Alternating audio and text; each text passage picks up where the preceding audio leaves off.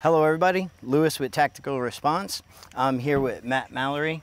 You want to let them know a little bit about your company? Sure, publicsafetyeducation.com. That's my training company out of New York, upstate New York, and basically teach about 90 courses all over the country, about 300 times a year. Everything from end user all the way up to instructor courses, law enforcement, security guard. Very cool. So they know I'm kind of turning from Yankee to damn Yankee. You know the difference on those? Not fully. The damn Yankees don't leave. Ooh. That's what I was told by James. Okay. So I do enjoy talking with people from the Northeast because it's cool that the stuff we do is happening up there. I had like no exposure to it while I was up there, but thank you for doing this work and in a place where it's not the easiest to do it. Not easy at all. Right. So you actually taught a block of instruction here at the Training Learn. Yep. You did force on force, like kind of intro to force on force, or a hodgepodge, really. We went through a ton of stuff. Yeah, a bunch of stuff. What I really enjoyed was your safety protocols. Cool. Right. Like most important thing when it comes to you don't want to have an Alec Baldwin. Yeah, no Alec Baldwin. Can I say that? Yeah, oh, for sure. Yeah, no. So, you know, we follow a triple pat-down procedure, so self, buddy, instructor, and you had basically the same thing going, so it seems that is the way to avoid these unfortunate things. Yeah, and I mean, you know, safety, as instructor yourself, you know, I mean, safety is something we really can't curve. We can't really get around that, because if we do, then it's literally, especially in what we're doing with the force on force, you're pointing guns at each other. I mean, even though the guns are, you know, converted to not shoot live ammo, well, what if that step's missed? What if that protocol's missed and somebody's not patted down right?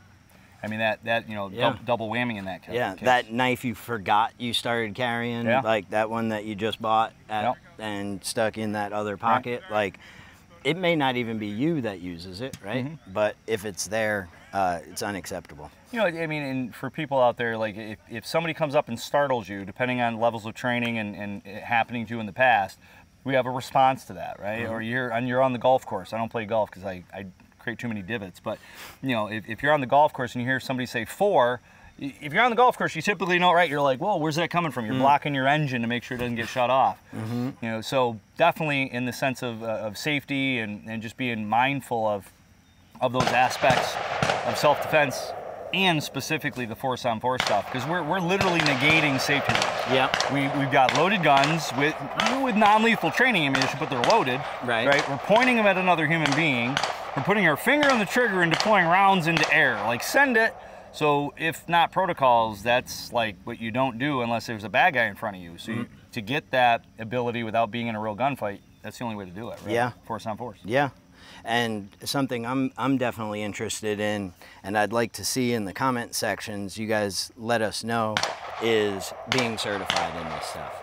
Yeah, so I created the curriculum for UTM. I pitched it to Tony and Rob. They agreed, and I started teaching it December of last year, so a little over a year. And, or I should say December of the year before, a little over a year. I think we're at about 125 instructors, 130 instructors around the country that I've certified on the civilian side. Tons of law enforcement that are certified to teach it, and I'm one of them as well. But I just thought it was missing in the industry. And when ammunition was hard to find and expensive, that's when I said, listen, now's the time. And it has really made it, I think between COVID and the ammunition issue, and then just the timing was right. A lot of people were looking for alternate ways to train because they couldn't find ammo or it was expensive.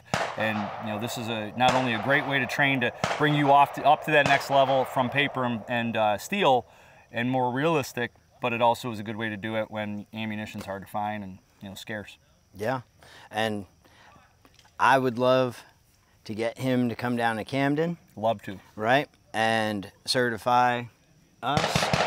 If you're interested in maybe joining in on that class, we could maybe do an open enroll. About how many people are we looking at? Well, I mean, probably 8 because of distance, unless you guys have a well, I'm talking max. Oh, max 12. Max 12. So 8 to 12, we're going to need 8 to 12 people. And maybe one of your other classes, mixed in Yeah, we do before pepper or spray after. instructor, taser instructor, yeah. So if you guys are interested, drop a comment, send an email to info, I-N-F-O, @tacticalresponse. If you're interested in doing it in Camden, you know, you guys are comfortable there. So we'd like to be able to host it, but we got to get that interest level up to make it worth it for you. Let's do it. Fun. And where can they find you direct? So psned.com, publicsafetyeducation.com, or meetthepressers.com, my TV show. All right. Cool. Well, thank you so much. Yeah, Appreciate the training, the learning. I'm gonna tell them that you caught me. Tell them. Go ahead. Caught me flat-footed. We were doing. And just before, you know, it's awesome that you have that candor, because in the industry, you know, even we're all human, right? We all have we're all fallible. We all have, you know, nobody's perfect. There's only one man that was, right? James, close second. But you know, when it comes to that, to be able to say that I mean, that right there is to show that we're human, and you know, we're personable, we're real.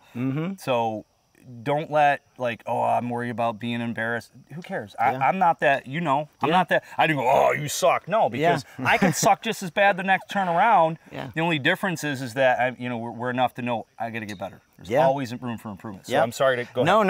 No. So we were doing, talking about Tooler principle and 21 foot. And so we were seated in a chair with our back to where you were going to be coming from, or potentially could be coming from.